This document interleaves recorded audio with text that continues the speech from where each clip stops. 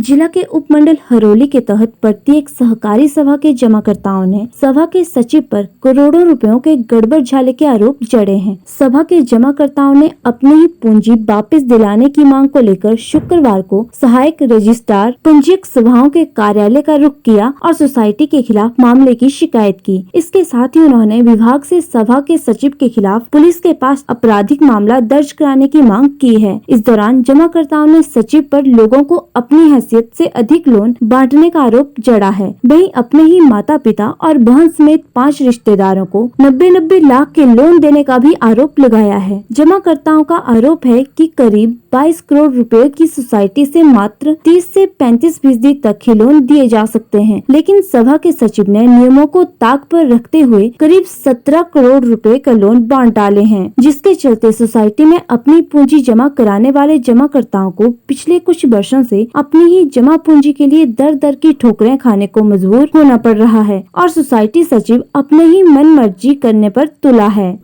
हम ईश्वर से आए हैं। ईश्वर में एक सोसाइटी है। हम लोगों के डिपॉजिट्स हैं, वहाँ FDRs हैं, मेच्योर्ड FDRs हैं, चेक्स इन्होंने इशू किए हुए हैं। हम 1 साल से उनसे अपने पैसे वापस लेने के प्रयास कर रहे हैं। वो हमें कोई पैसा नहीं दे रहे। उनका कहना ये है कि हमने कर्जा दे दिया है और अगर कर्जा वापस आएगा तो देंगे, नहीं आएगा तो हम क्या करेंगे। अब ये सारा नियमों के विरुद्ध है। कोई भी बैंक, आपको पता होगा, कोई भी बैंक जो है वो ये नहीं कर सकता कि सारी की सारी अमाउंट उठा के कर्जे में दे दे। उसको एक फिक्स्ड परसेंटेज अपने पास लिक्विडिटी के लिए रखनी पड़ती है। इन्होंने लिक्विडिटी के लिए कहते हैं कि हमने रखी नहीं है। और लोगों को, जिस आदमी की 2 कनाल जमीन है, आप हैरान होंगे, उसको 15 लाख रुपए का कर्जा दे दिया गया। इधर ईसपुर कोऑपरेटिव एग्रीकल्चर सोसाइटी में 22 करोड़ रुपए की ये सोसाइटी है और इसमें पिछले कुछ महीनों से या कुछ 1.5-2 साल से हम लोग शिकायत करते आ रहे हैं कि हमारे को ना तो वो जो हमारा डिपॉजिट किया हुआ पैसा है वो मिल रहा है, ना उस पर कोई जो इंटरेस्ट, पिछले कई सालों से इंटरेस्ट भी नहीं उस पर लगाया जा रहा है। और जब सेक्रेटरी से पूछा गया तो वो बोलते हैं जी कि 17 करोड़ रुपए के हमने लोन दे दिए हैं।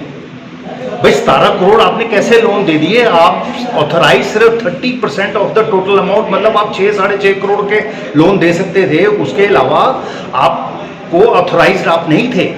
तो वहां पे तो ये हाल है कि 5 केस ऐसे हैं जिसके अंदर सेक्रेटरी श्याम कुमार ने अपने पिताजी के नाम, माताजी के नाम और बहन के नाम ऐसे करके 5 लोन 90 लाख के उसने दिए हुए हैं।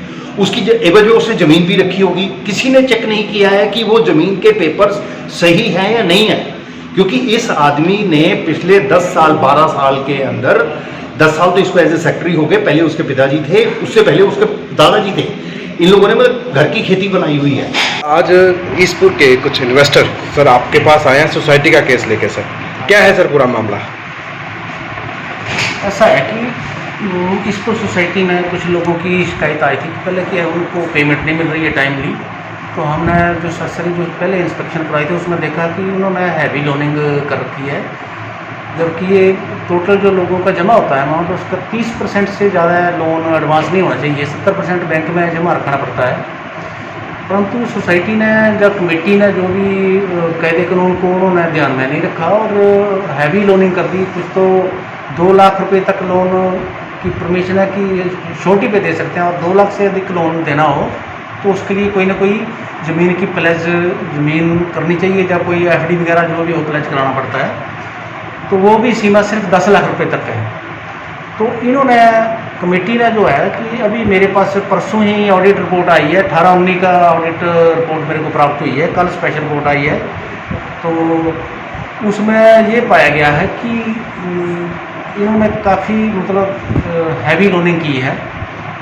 10-15 केस तो ऐसे हैं जिनमें मतलब 50 लाख से भी अधिक हैवी लोनिंग की है।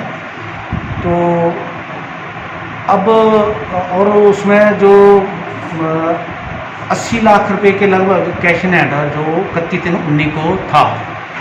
एक तो जनरल हाउस में ही कमेटी द्वारा मैंने जो स्पेशल रिपोर्ट में देखा है कि उसकी 50 लाख रुपया कैश रखने की लिमिट ही रख दी हुई है, जो कि नहीं होनी चाहिए इतनी, क्योंकि बैंक नज़दीक है, इतना नहीं रखना चाहिए। पर वो कमेटी ने प्लस जनरल हाउस में पास कर रखा है। तो 80 लाख रुपया कैश जो है इनका निकला, और उसके लिए हमने जो अपनी डिपार्टमेंट की तरफ से आज ही हमने कार्रवाई शुरू कर दी है। कमेटी के खिलाफ प्लस सेक्रेटरी के खिलाफ जो भी हमारी नियमानुसार कार्रवाई करती है, चाहे उनकी प्रॉपर्टीज़ वगैरह के बारे में है, चाहे वो पैसा वसूल करने के लिए उनको नोटिस दे दिया गया है कि वो 15 दिन के अंदर इसका जवाब दें।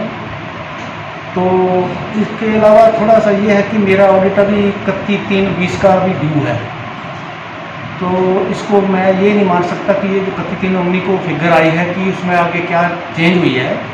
तो उसके लिए भी मैंने अपना डिपार्टमेंट जो ऑडिटर था, क्योंकि हमारे डिपार्टमेंट में बहुत ही स्टाफ की शॉर्टेज है, पिछला भी ऑडिट इसीलिए लेट हुआ है, तो 31/3/20 का और अप टू डेट ऑडिट वो मैंने अपने स्टाफ से विड्रॉ करके अपने एक सीए को दे दिया है।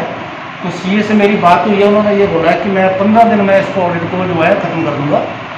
तो जो भी अगली कार्रवाई होगी उस पर हम कार्रवाई करेंगे।